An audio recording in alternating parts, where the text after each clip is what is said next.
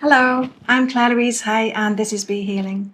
Today we're diving into what it really means to trust yourself, your intuition, your inner yes, your gut no. It's time to remember that your inner voice is the most important voice of all. When we're children, we develop a sense of ourselves, an identity which is separate from our caregivers. We develop this self-identity through feedback that's given to us by our carers, parents, teachers, siblings, friends, anybody we have interactions with. Have you seen those cute videos of kittens who grew up around dogs and so they bark like a dog? Or the puppy who grew up around cats and now he tucks his paws in when he lies down? These examples show us that it's the feedback we get from the outside world that builds our identity, our sense of self. And this is a wonderful thing.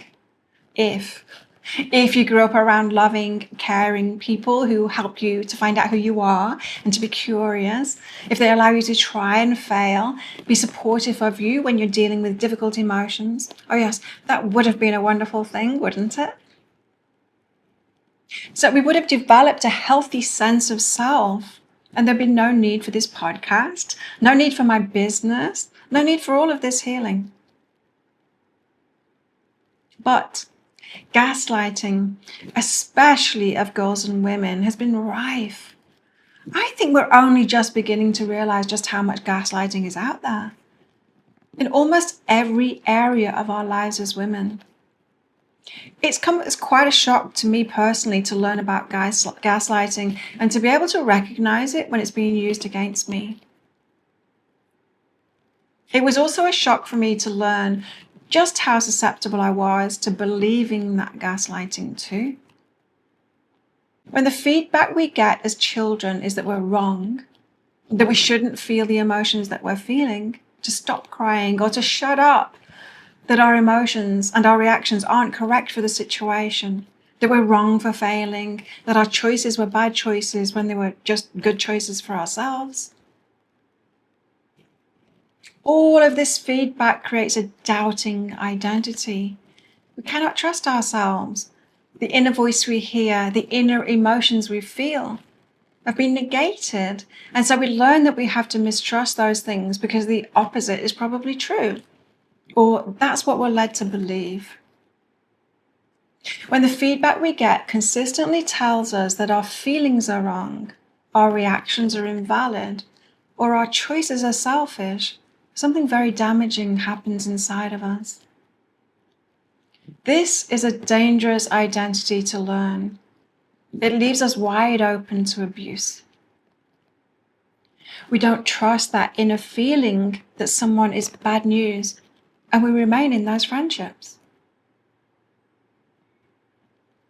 We don't trust our emotional reactions to things, and so we're susceptible to anyone who wants to manipulate us through more gaslighting. In fact, we are more likely to believe the people who gaslight us than those who don't, because that is a match to what we've already learned about ourselves. It has us choosing to be in relationship with bad men. We meet them, we feel the fear. It feels like butterflies, it must be love. They manipulate us. It feels like attention. It might be loving attention. It feels familiar. They gaslight us. We're used to that. They're a match to what we believe about ourselves. But in time we realize this hurts so much. We reach that terrible line where the abuse gets so bad we can no longer ignore it. When we eventually set ourselves free, we wonder, what's wrong with me? Oh, my dear, there is nothing wrong with you. But there was something wrong with the choices you made because of the identity you had, what you believed about yourself.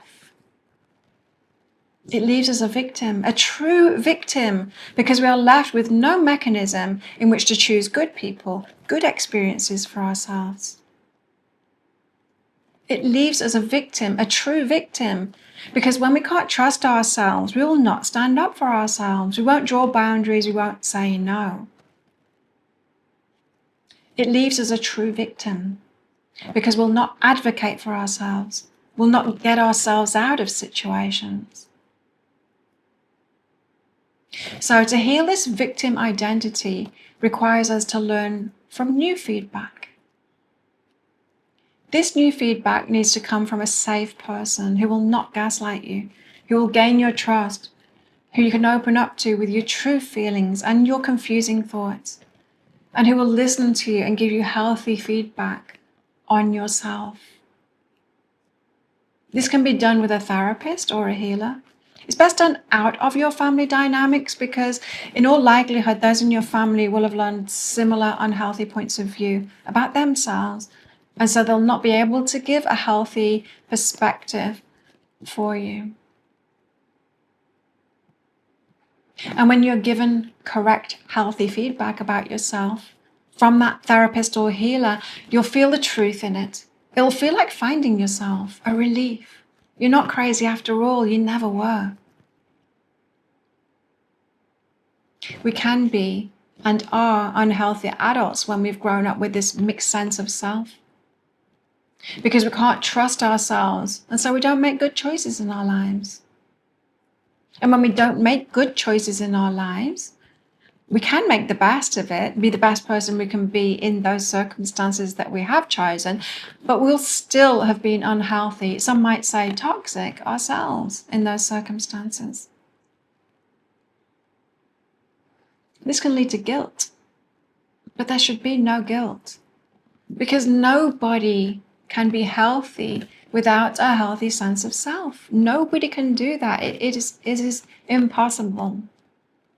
So healing is about forgiving ourselves for whatever we had to do to compensate for not taking best care of ourselves by making healthy choices for ourselves. Healing is about learning through healthy reflection of ourselves and developing a new healthy sense of identity. And when we have that, we can start practicing the ins and outs and details of making good choices for ourselves in our lives. We can learn those new empowered life skills. We can learn how to set a boundary and uphold it. It will feel scary at first when we do that, but once we practice it, we find it's less scary than not having a boundary. And we'll learn how to say no and advocate for ourselves again.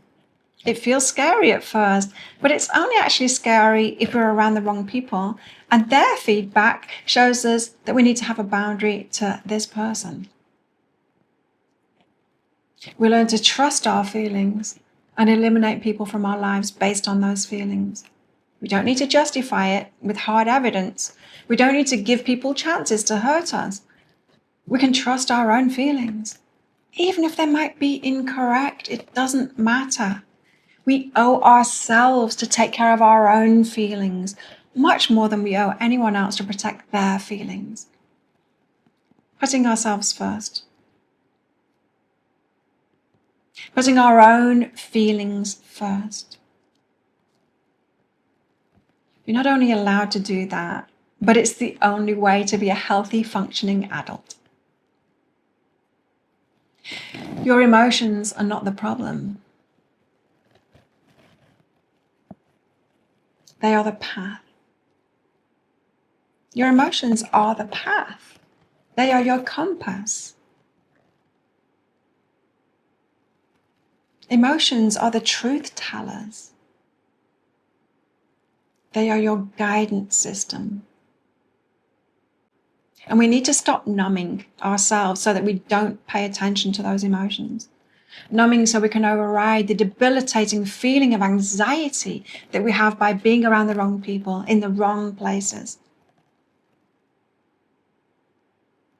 And when we feel those emotions, asking ourselves, what is this emotion telling me to do?